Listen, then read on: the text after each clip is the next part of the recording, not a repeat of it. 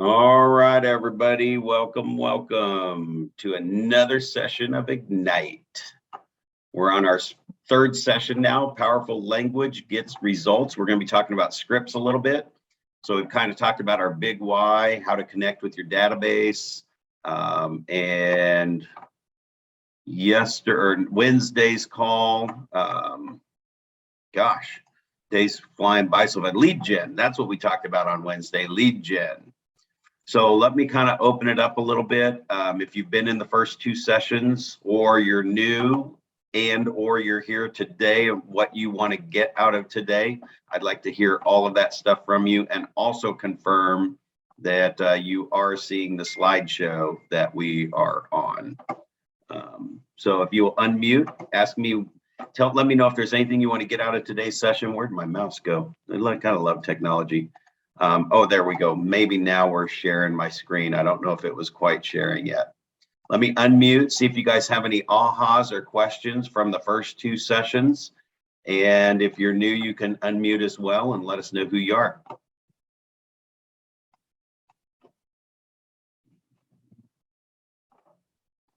You guys can hear me, right? Make sure you can hear me. No, I can hear you, Brad. Hi, how are you? Oh, great. I just want to make sure we're good before we get going. Yes. My aha moments is like I have so much to take in that I don't have any questions for now. I'm just trying to do, whatever you ask us to do. And probably in a couple of days next week, that will be a different story. Thank you. Well, and I really, really appreciate you sharing that because it is one of the things that I started this call out with. And that is, we're covering so many aspects of a real estate business in these 18 sessions that depending on where you are and depending on even if you've sold stuff in the past or not, whether you've been doing it for a year, 2 years, whatever, there's things that we're going to be talking about that you might not have that situation show up. Or like today, we'll talk about scripts. We're going to talk about the conversations around scripts.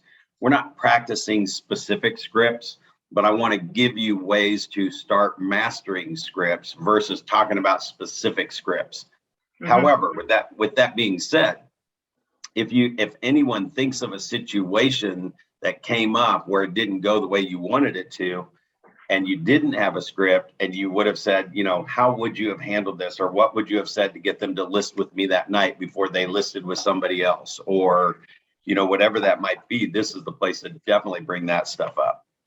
Now that you mentioned that, I had today a situation when, you go to a pre-listing presentation and try to be, on a schedule to have these points mentioned and, get the listing.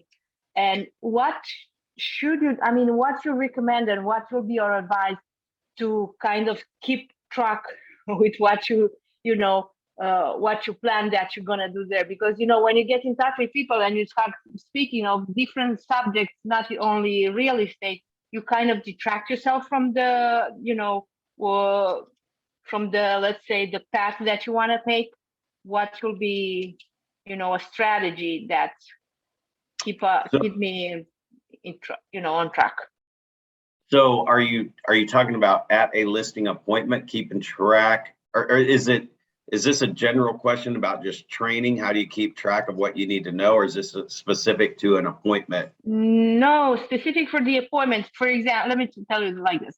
So you go to the appointment and you have some points to present, right? But while you do that, people, deter you from the track from the path that you want to take and from the whatever, results you have for that day, expectation you have for that day. For example, how can you, make it smoother, the transition from that thing to your wherever you want to go, let's say, in terms of the presentation. The house. So you mean going from the presentation to getting them to sign on the dotted line? Yeah, something like that. Yeah. So we will actually cover this in some of the elements, ones that come up as well, but it definitely is something that we want to talk about while we're here and while it's fresh in your mind.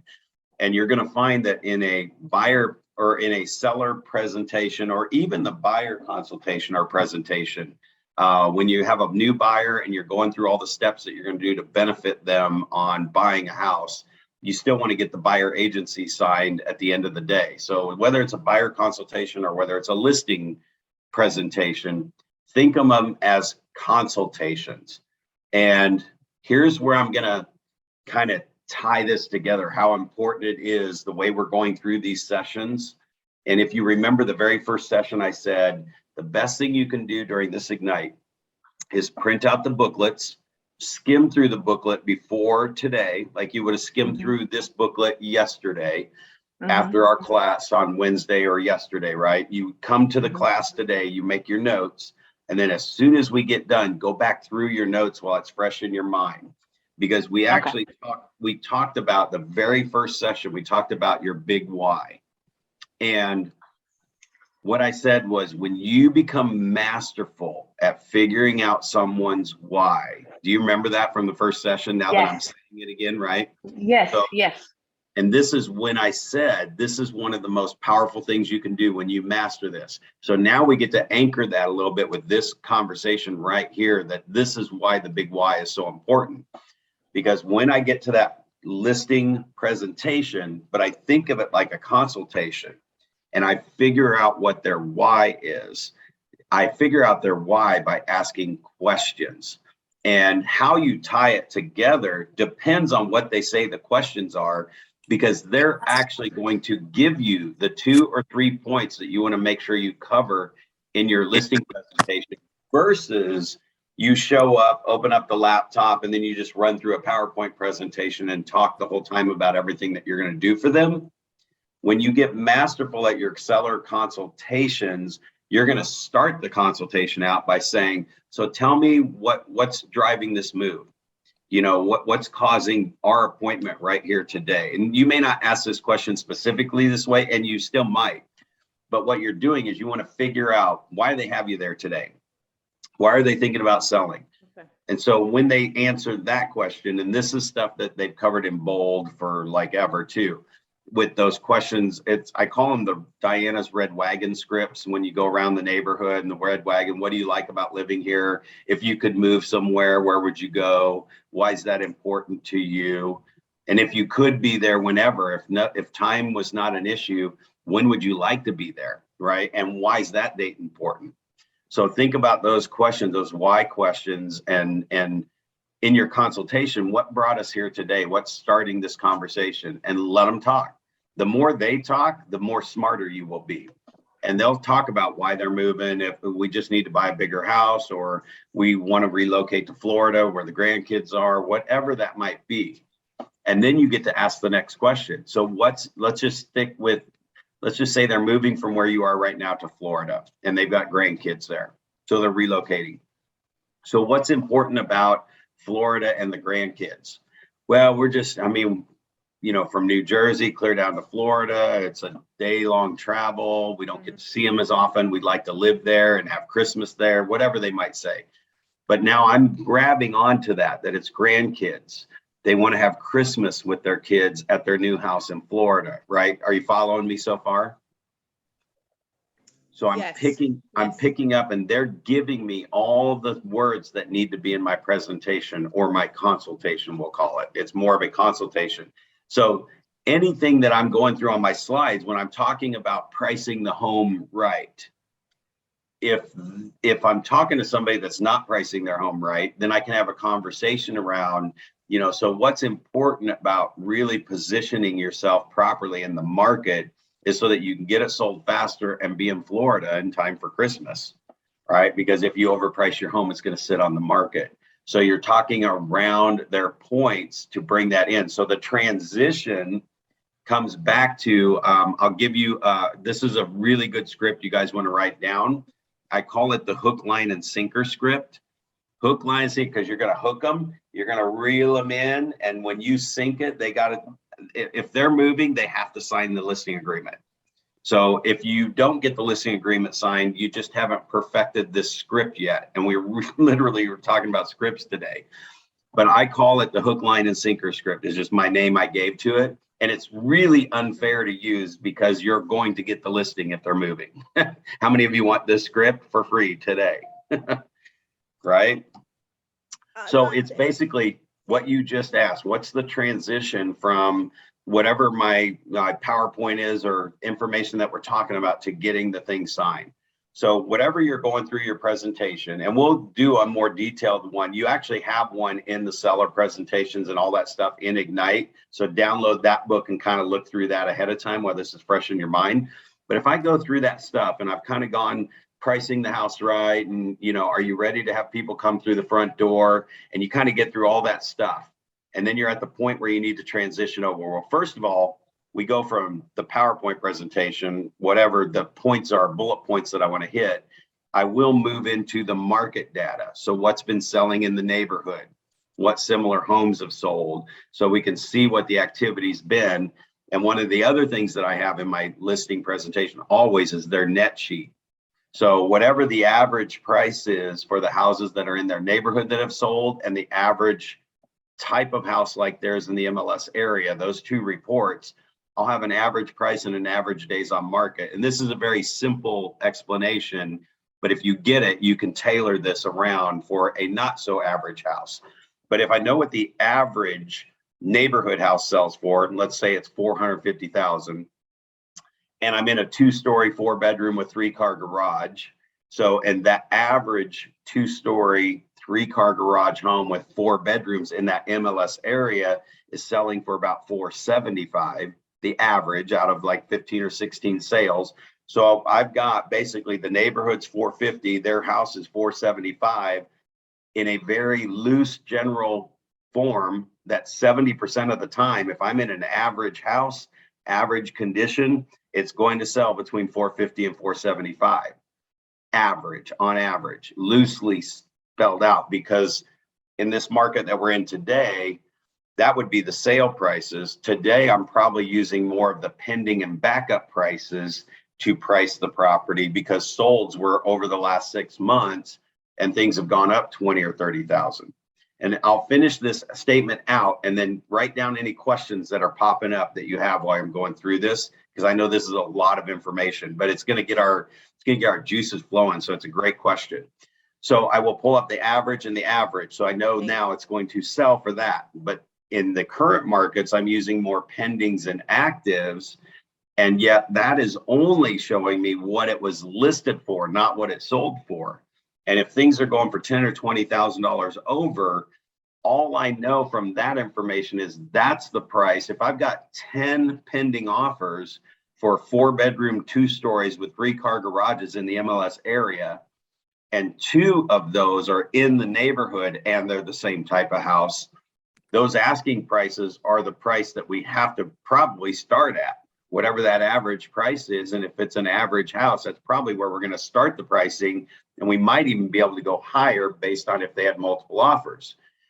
So when I get through that and we talk about the market analysis, we get to the net sheet, and I just throw on the net sheet what I think the average price is.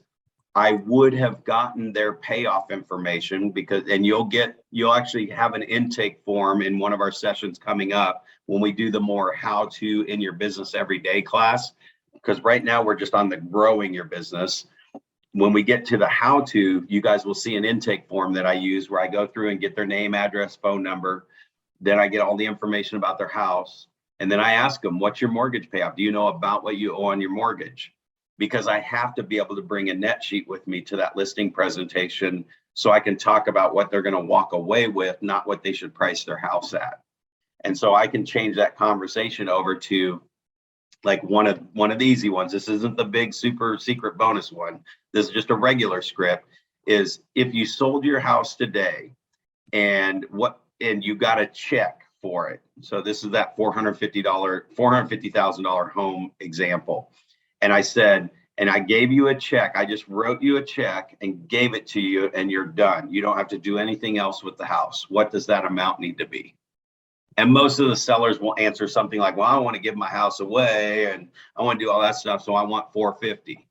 I said, well, I probably didn't explain that properly, because you guys have a mortgage, right? Let's just say they had a mortgage of $200,000 and they can sell their house for $450,000 for the average things that I just showed you, $450,000 to $475,000, right? So I don't think I said that right. If you sell your house and you pay off your mortgage, don't say an amount here. Just say if you sold the house, you paid off your mortgage, you paid the closing costs, your taxes, commission, the title company's fees, and I just ramble off a bunch of stuff, which commission I bury in the middle because I don't want to leave on commission. I don't want to go title company fees, taxes, all those costs, and then your commission too. I don't want to end a conversation like that because then well, what's your commission? I don't want that conversation right now. It's on the net sheet. It shows them what I charge on the net sheet and what they're going to net. So what are your taxes going to be, your commission, the title company fees, the payoff of your loan fees, those kind of things. Once we take all that stuff out and I handed you a check and all that stuff was taken care of, what amount do you need that to be? And when you have that conversation, and again, if you had started out from conversation versus presentation, they're going to feel a lot more comfortable with you and you've connected more. This is where the rubber hits the road. Like, you're going to find out the real amount because they're going to say something like, well, we really need 150,000 to make sense to make the move work. So between 450, pay off a loan of 200,000, I've got 250 left. If they only need 150,000, we got $100,000 cushion room here. This is going to be a really good conversation. If they say we absolutely have to walk away with $300,000 or we can't sell, and I'm in a not so average house, 450 is what the average house is selling for, and they owe 200, that only leaves me 250. So my presentation or consultation is going to be a little bit shorter because they're about 50 grand upside down. So I'll be able to ask some more questions to figure out if that 300 is a real number, and they would have to sell the house for $500,000 to net 300. Well, and actually it'd be about 525 or 550 by the time you take commission, closing costs, taxes, all that stuff out, right? So this is all happening in my mind in this little moment here when I ask this question. I'm just kind of seeing where, if we're even close or we're way off. But I got them off a price because everybody's like, well, I don't want to give my house away. What they sell the house for, what that actual number is, doesn't really matter as much as what they net at the end of the day. And is it enough to do whatever they need to do next, to put money down on the house or to pay some stuff off? Did everybody follow me through that okay? Did I explain that okay? Or is there any immediate questions about that? Yes, I got it. Thank you. What's that? I got it. Yes, I understand. Okay. Process, yes. So then, so I would go there and let's say I got the amount. They said we'd like the net about 150,000, or even if they said 200, we're really close. So then I show them the net sheet and how that's going to break down based on these houses that have sold. Here's what the average house is listing for. Your house, what you have me here for today is to say, I've seen hundreds of homes and you're pretty much the average house. Now, based on the pendings and the actives, it looks like this price has gone up a little bit. So we don't know what the market's going to bear there, blah, blah, blah. So I go through that stuff and I say, so here's the question. How soon do you want people coming through your front door and to have your house on the market, right? And I'm showing you how to get this transition into using the hook, line, and sinker script. So there might be a little bit more conversation in there, but it basically is, well, thank you. This is actually great information. We were really just trying to get this to figure out where our house sits, and we got to do some stuff to the house and fix some things up and do all this stuff. So right now it's going to where I'm not getting the listing. And I think that's what you were asking me about, is how do I transition into that? And how do I transition in to get them to sign the listing agreement? So when that happens, and I'm not like getting an answer right now, I say, now, one last thing I'll leave you folks with today is to really help you make the best decision for you and how this will all roll out. Here's what I want you to consider, is that between now and when you actually get ready and put the sign in your yard and put your house up for sale, between now and then, there are buyers out there in the marketplace right now that are waiting for your house to hit the market. In fact, your home might even be one of their dream homes that they would be willing to go $20,000, $30,000, $40,000 over asking. We don't know until we hit the market and see how it responds. But between now and when you put that sign in your yard, call me back and put that sign in your yard. what's going to happen is those buyers are going to grab the next house that comes on the market that's close to what they want. So your house might be their dream home, but you're not for sale yet, and they might settle for second or third best, because our advice to a lot of buyers is, hey, you're not going to get everything you want in a house, and they might buy something else. So the thing is, between now and when you get to sign in your yard, you're losing buyer opportunities. If your buyer doesn't come in the market till 2 weeks from now when you think you'll be ready, then you're only going to have the buyers from that day forward. And I'll finish this out real quick and then open it up for questions.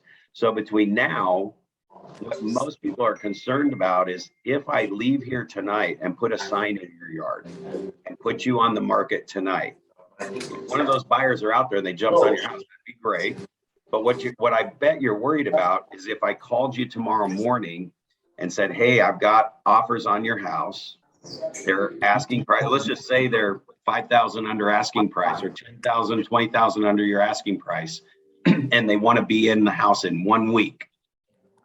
So you put your house on the market tonight, I throw the sign up, I get you an offer tomorrow, it's not full price, and they want you to be out of the house in a week. What would you folks say to that offer? And you guys answer for them. What do you think they would say? Yeah. Yeah. We might have background echo from someone. Let's see who's unmuted here. Oh, that might be you, Mara. Are you in a room? Was that somebody answering the question with you? Oh, she's muted. What they're probably going to say is, well, we're not ready to put our house on the market yet. We wouldn't be able to move out in a week. And I would say, exactly. So what if I put that sign in your yard tonight and somebody comes in and offers you $20,000 over asking price and wants you to be out in 2 weeks? What would you guys say? And I'm not expecting an answer. I want to hear what their answer is. And if they say there's no way we'd be ready to move in 2 weeks, we haven't even found another house yet, all that stuff. Okay.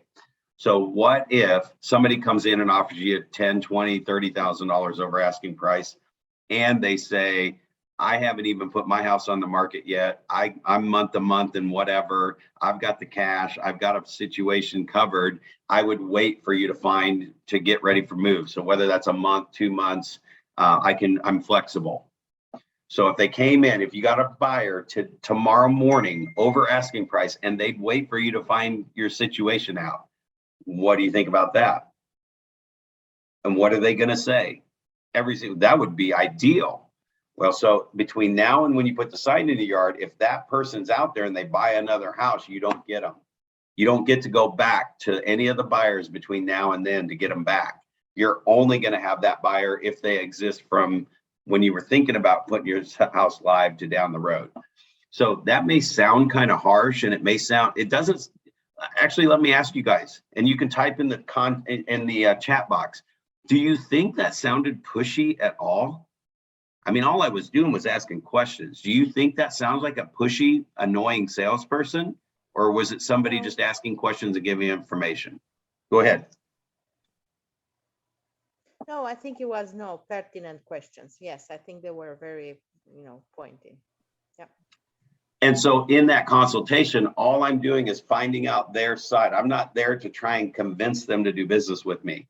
I'm trying to provide the most information and answer those and fill those gap holes to end up being at the point of, then it sounds like we're ready to get you on the market tonight. And it still might be 24 hours. It might be the next day, but it won't be 2 weeks and turn into 2 months. So you're going to be able to get them. Does that answer the question that you had earlier?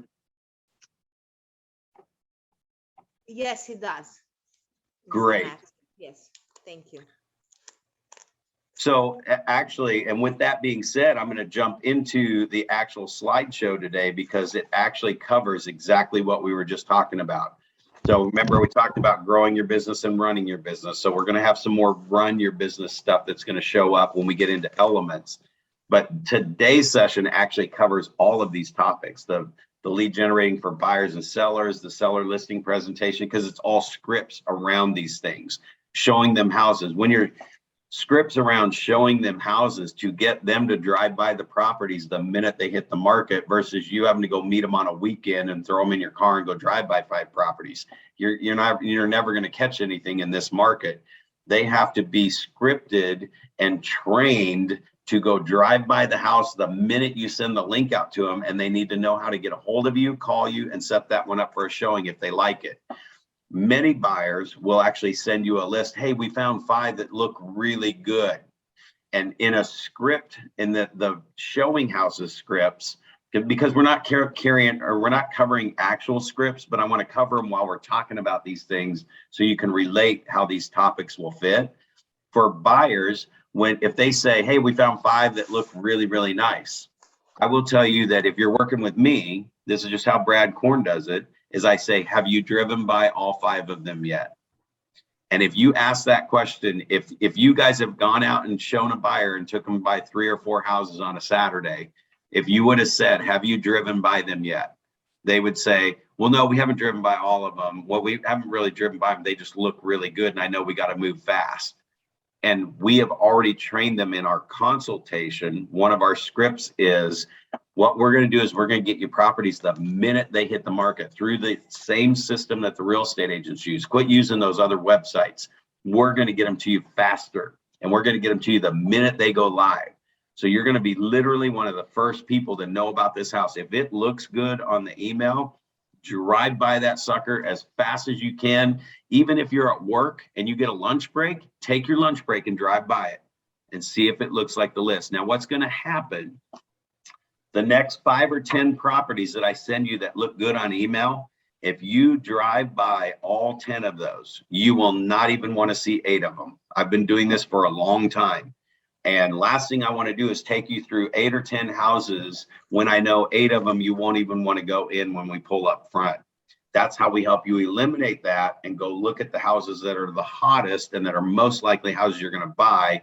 And you can test me on it too. Just the next 3 or 4 or 5 that you get that you like, drive by them. And I promise you're going to take 3 of them off your list. It's what happens, right? And then the only person that doesn't do that is the person that just wants to just go look at houses. They're not serious. So you haven't found you're not really talking to a motivated buyer. You're talking to somebody who's got a lot of time and wants to drive around and see everything and look for the perfect house. We're pretty picky, right? Then that's the person that needs to drive by the house, not go look at everything. That's just a waste of time, but you're not going to relay that in your script that it's a waste of time for you. It's a bad waste of time for them because while their dream home is coming on the market and they're looking at 3 other houses, it's getting 2 offers. So I always mention, like whenever I use a script, I want to bring the benefit back to them, take it completely off of me. Here, the reality is nobody gives a crap about us and our time. They just don't. When they're buying a house, it's emotional. It's their home. They're spending a ton of money. It's a frustrating process between the lenders and the inspectors and the appraisals and the agents and all that stuff involved. They don't care about us. So everything needs to come back to what's the benefit to them to drive by the property before they call me to come see it. It's so that they will eliminate the ones and not waste time looking at houses that they don't like. See, here's another part of it. And this can come up in the conversation too. Again, another script is that by looking at too many houses, you end up getting confused as a buyer because all the houses blend in to be one. Now, I know this because when you start talking about this, just say, do you remember the last time you looked at houses? How many houses did you see? Well, that person that you're explaining this to probably will say, oh, we saw 10 or 15 before we bought one. Yeah, and at the end of every day, I bet it was hard to remember which house was what. And they're like, yeah, it does get pretty confusing. So that's what we figured out to make this process, this experience incredible for you. And to make sure we get an offer in on the dream home that you want, we're going to eliminate the 5 that you don't need to see, which are just going to confuse you and take you away from the house that you do want. So that's just another sample script, but we're going to go through all those different ones. All right, I do want to pause out because we're hitting a lot of scripts. And just make sure there's nothing that's triggered on your guys' end for anything. Any questions about any of that? No, everything good. Thank you. All right, so here's the purpose of scripts. The purpose of the scripts that you're looking for when you're looking at the big picture is they actually do help you generate or turn that lead into a prospect, because a lead is just a lead. A lead is, in fact, one of the courses now even says, oh, we just did what was it yesterday or Wednesday? The lead is somebody that you're really not connected with. They're kind of a suspect, not a prospect. And the scripts will get these suspects and these leads to tell you their life story and give you more information so you can lock them in. And like for an internet lead, for example, if I call the person back in 5 seconds or less, and I just follow my intake form and the script, there is a great script that gets all of your internet leads or sign calls or just generic leads converted. And I'm going to give you this one. So listen to this, and it will be on the recording. This is a specific script that I use that I think you will get name, address, phone number. I would say every single time, but I know you're never supposed to say every 100% of the time. So I'm going to tell you this will get name, address, and phone number 99.9% of the time, or at least when I use it, I do. And when my team members use it, if they don't use it the way I'm going to share it with you, they won't get the same result. When you internalize it and you say it like I'm about to say it, you will get name, address, and phone number almost every single time, even if they're not an actual buyer yet and they're just starting the process. So here's the script. Call comes in, however it is, internet lead, I get them on the phone, whatever that is, that conversion script is.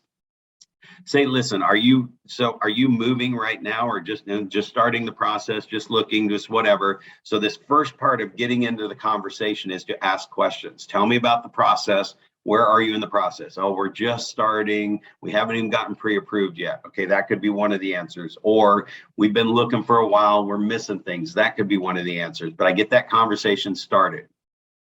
Once I get them talking a little bit, that I'm not trying to just control the conversation, here's the script. Say, well, I tell you what, you're actually working way too hard. And you pause. So if you're writing this script down, say working too hard, and then write pause, because you have to pause out here for a second. And I'm just going to ask for a reaction. I just said, you're working way too hard, and I'm pausing. What are you thinking as a real estate agent right now?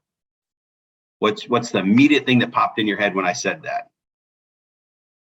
Is it, what the heck does Brad mean by I'm working too hard? Is that a thought you could have had? Type in yes or just yes. Of course, yes. Yeah.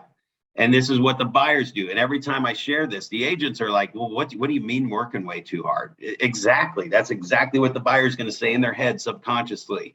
If they say it out loud, it's even better, because then you're like, well, dang, how did Brad know they were thinking that? And it's from years and years of internalizing the script and using it. So here's the thing. You're working way too hard.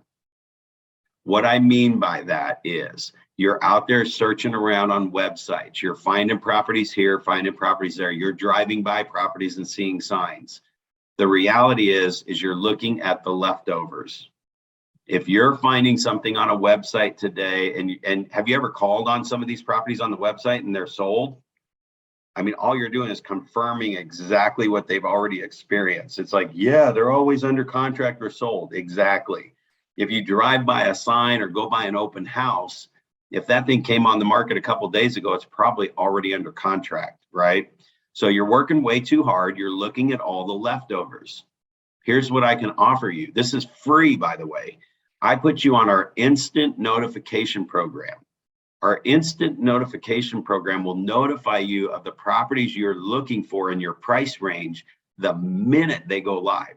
Like, you'll be one of the first people in the marketplace to even know the property's for sale. The only other people that will really know it's for sale before you is the listing agent who just hit the live button. That's how fast I'm going to get you the properties. Now, you're going to get these properties the minute they go live. All you're going to do is look through it. If it looks good, look at the map. It looks like an awesome location. The best thing you can do is drive by that property as soon as possible, even if it's on your lunch break. If you get it from me at 11 o'clock in the morning and you drive by that property at noon, you probably are one of the very first people in the entire community driving by the property and seeing it. That's how fast I will get you the properties. So that's the script that I use. So what I'm going to do is I'm going to go ahead and print off a list of what's out there right now so we can figure out what's sold, what's not. It's a pretty long list. I'm just going to print that list out because that's all the leftovers. There's something wrong with them while they're on the market, or if they've been on the market for several days or whatever. I'm just going to print that out and drop that in the mail to you. What's the best address for you? That's how I get their address every time. And I have to get their address. Remember, we've gone back to our notebook. If I don't get the address, if I'm talking to somebody, the next step is to write them a handwritten note and then add them to my database. I can't write the note if I get their email address first. I have to get their address to move them over to an 8x8. And I'm telling you right now, as you listen to me and I say that, your immediate in-head voice is saying, well, they'll just say email it to me. They won't, because they're caught up in the conversation. The way the script has been delivered, it has built up this excitement. And I'm telling you, thousands of times they just give me their address, thousands. And I can't even tell you if it's even been 5 people that said, no, just email me. Out of the thousands, you mean my mailing address? Yeah, oh, that'd be perfect, yeah. And I act like that's what they just came up with the idea. Oh, it's whatever. I don't even know of 5 people out of the thousands that said, you can just email it to me. Can't even count 1 or 2 that has happened. So that's where I come from, the conviction that if you deliver this properly, you will get their address. The next thing you say is, now, if the really sweet deal, like a great property, your perfect dream home hits the market right away, what's the best number for me to reach you at? You mean my cell phone? Yeah, that'd be great. Now I got their cell phone. Is there any other number I need to have? That'd be a spouse's number or whatever. If they give it to me, great. Now, before you get into all the mailing thing and all that other stuff, I'm not going to mail them a list of properties, because the next thing I'm going to say is, now, do you check email frequently? Oh, yeah, I'm in my email every single day. All right, would you prefer I just email you all this stuff instead? And they're going to be like, yeah, that'd be great. Again, because the way this was delivered and how it happens in about 30 seconds or so, there's no time for the brain to go, well, why'd you get my address? Never has come up, ever, ever, ever, ever, ever. Now, it might come up with you if you're trying this script for the first time or 2, but if you use this script 10 or 12 times, it'll never come up again because you'll internalize it. And we're going to talk about how to get scripts down here today. But that's the purpose of the script, is to get them where I need them. I need to have their address and I need to have their phone number so I can put them on a better follow-up plan so I can turn them into a buyer. Because I'm going to pause 1 second just to confirm another number that we've talked about. And that number is, out of 100 people, 20% of them are moving every 5 years. It's 100 divided by 5 is 20. So 20 of them are moving. Divide that by 12. It's 1 or 2 are moving right now.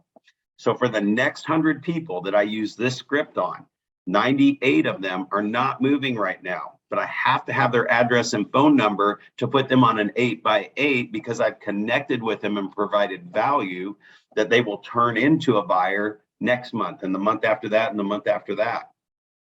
I have to get that. If I don't do that and all I got was an email address, I'm done. It's over. I mean, the other 98 people are not going to ever respond back to my emails ever again if that's all I got. So that's the purpose of the scripts. The other thing is on that intake form, which again, I can't give you everything in one class, but you're going to see that it's talking about their motivations. Why are they moving? I'm asking those questions. And it gets them where you want them quicker. Any questions on any of that?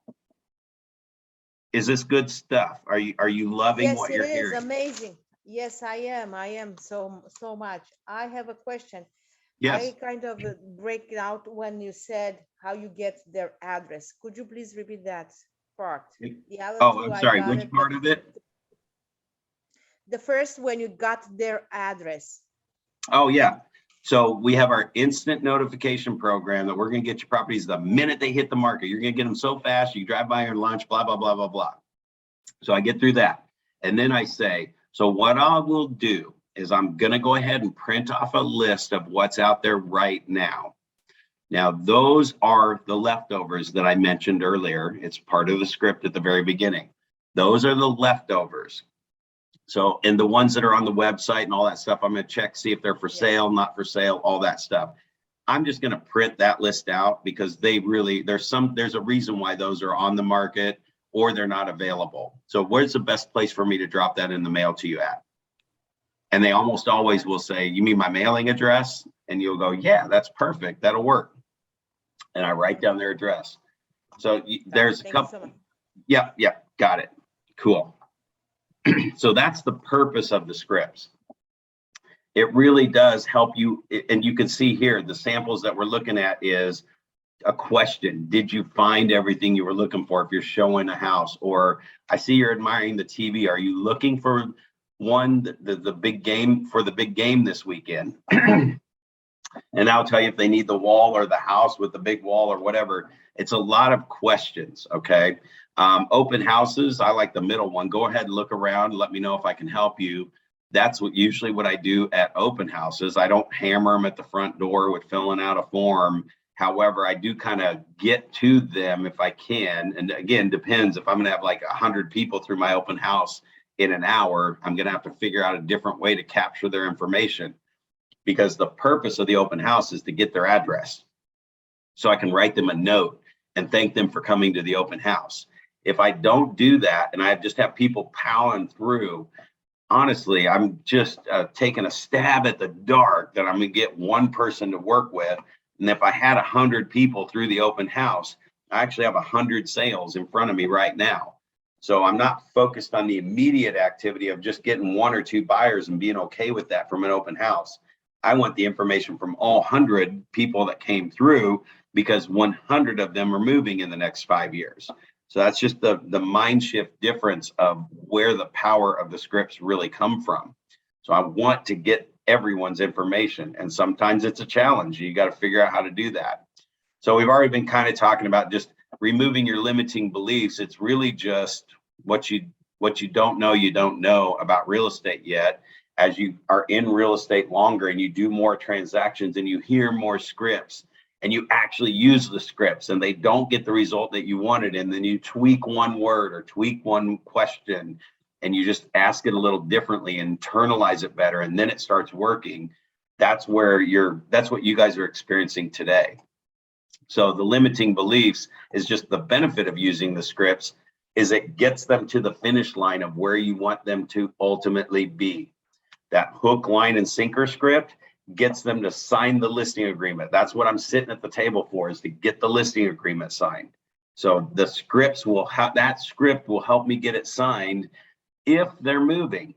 See, if they're, and another way to open up that hook, line, and sinker script, just to bring it back in front of you again, is like, are you guys, let me ask you a question. Are you absolutely for sure moving? Like for sure moving? And this is probably what I'd even ask before I use the hook, line, and sinker. And if they say, yeah, we're building a house, they've already dug the hole, it's going to be done in 2 months. So you're absolutely moving. You can't cut out on your new build job at any point without losing a lot of no. Okay, so between now and when you put your house on the market, and then I roll into the script, let me share this information that will help you make the best decision for you. Between now and when you put that sign in the yard, I roll through the script. So it helps you get them to that bottom line. The getting you the list of properties, our instant notification program, is getting their address and phone number so I can set them up on an MLS search and say, now at the end of that, when I get all that stuff and they've given me all of that, now I say, now the one thing that we can do is if you want to get together for about 15 minutes, I can show you how to take advantage of the current market conditions. It just takes about 15 minutes. So we'll either do this like before we go show a house. This market's moving so fast. Some of the best things we've had to adjust and pivot on is we're meeting them at the house. Even if the house is under contract, I'm going to get in front of these internet buyers first in their face if they haven't come in for a consultation yet, because things are just moving too fast. So we have to like think a little differently. We don't get the luxury of having everybody come into the office and meet us first and go through the whole consultation, because everything's moving the same day it hits the market. So if we have to go out to them and do the consultation, we do that. But that instant notification program gets them to sign that buyer agency quicker because we provided value right up front and out of the chute. So how to on scripts. So this role modeling part, just how to use scripts where you're reading a script and then you're figuring out what your playbook looks like when you're going to use it and then putting it into memory so that you can use it when you need it. I'm going to give you a tip. So I'm going to show you this first. This is your standard way to memorize a script. You want to read it. You want to say it 5 times. You want to read it again. And then you try to say it the first time without looking at it as much as possible, but you'll be looking at the paper a lot. The next time you say it out loud, try to look at the paper less. And the third time, just go for it without even looking at it and just record yourself or write the names of the people that have been on these Ignite sessions. We have people come and go on different things and they know it's recorded. So if it doesn't fit in their schedule, we have different people here, but go back through those recordings and see who's shown up for any of the other sessions, write their name down and get together once a week and say, hey, let's have script practice. But the second best way to do it is to record yourself and do this with the scripts. Do it with the hook, line, and sinker script. Do it with the hot list, the instant notification program, right? So do it with that, record yourself and just play it back and listen to yourself using the script. Now here's the bonus thing. This is the mastery level conversation around scripts and what scripts you need and which ones you really need to practice and really need to get down first. And that is going to be, go get like a little pocket notebook. Have you ever seen those notebooks that kind of flip up and over and they got the line? It's just a little mini thing. It fits in your purse or in your pocket or whatever. They got them at Walmart, in the Office Depot or the office section. Any office store will have them, but they're little pocket-sized flip notebooks. And on the front of that, I want you to write script book or your objection book. And what you're going to do is always have that book with you. Every appointment that you get, that you try, I mean, you're going to go in there naturally and do your natural thing because you may not be a script master yet, right? So you're going to go in and you meet a buyer who actually meets you at a house. So when you get to the house, your goal is to get their address. Your goal is to get a buyer agency signed. If you go to a listing appointment, your goal is to get the listing signed, right? So in your objection handler book, you go through the appointment. If they don't sign that night, if they say, you know, really, Elizabeth, this was great information. We want to review it all and really talk about it.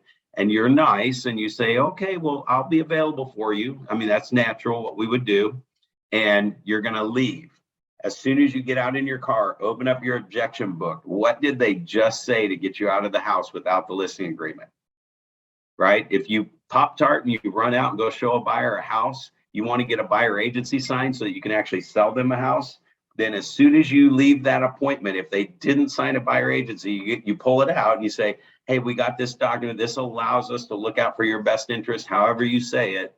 And they're like, okay, great. Well, why don't we just take that home? And we don't want to sign anything right now. We'll take it home and read it, right?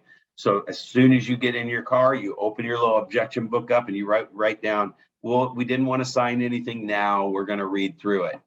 And what happens is after I collect some of these objections, I'm going back to the office because I'm in a growing stage of my business. And especially, hopefully, you guys are thinking about scripts totally different after today, that you're going to be so on purpose to figure out what scripts you need to memorize and have ready to go and start tracking the results so you can see if you're getting the results you want faster and more often, right? So that objection book, you go back. And there's 2 script books. There's the Spark scripts and the Element scripts, which are just 2 booklets that you have in the resource library right now. And there's script books on our resource sites and Command. There's all kinds of scripts everywhere. That what you'll do is you'll take your objection book, whatever they said to get out of doing that, making that commitment. You're going to go look for 3 scripts that you could have used in that spot.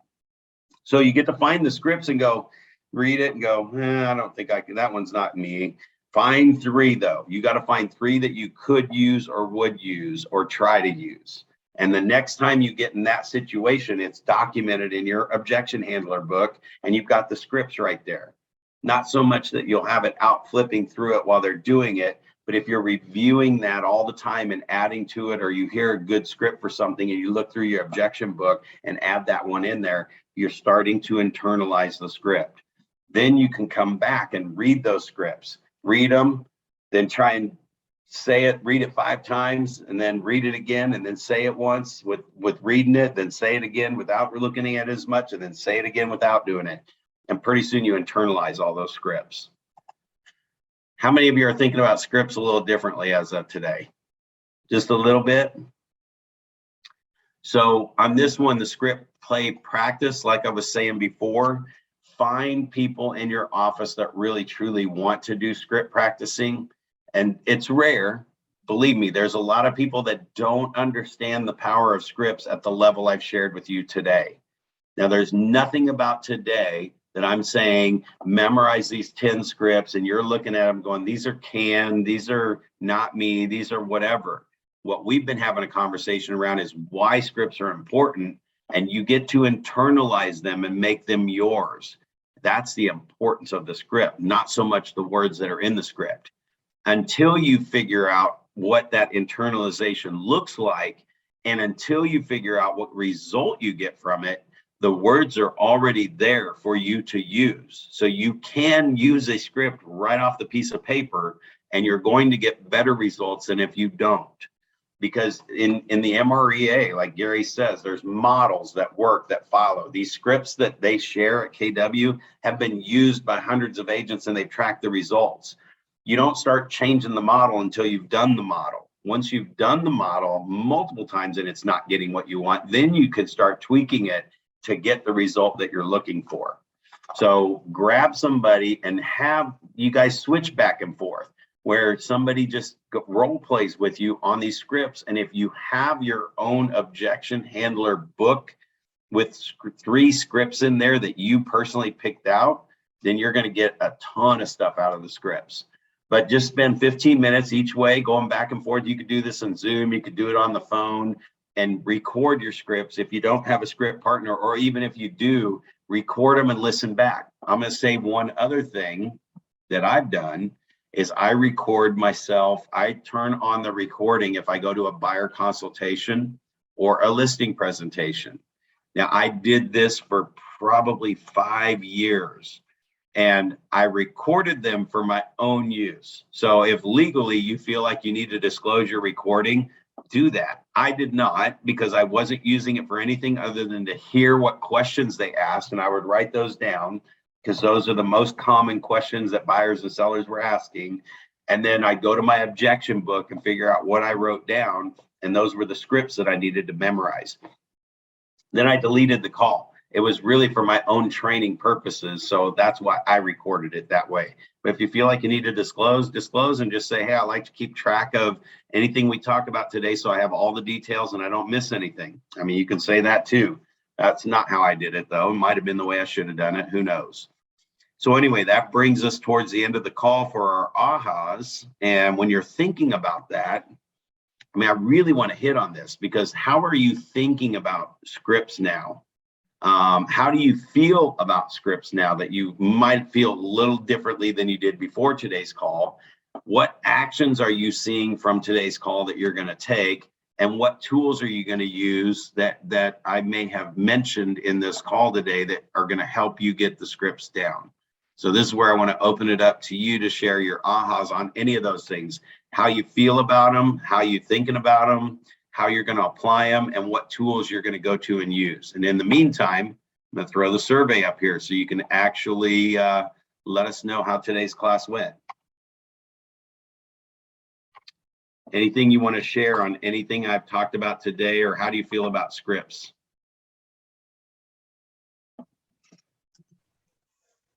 Me personally, I still feel a little bit shaky on the scripts, but I'm practicing and I'm trying to my best, I usually use my intuition and my experience of life to ask questions, but the scripts are like, the blueprint of whatever you need to achieve, and they are very helpful.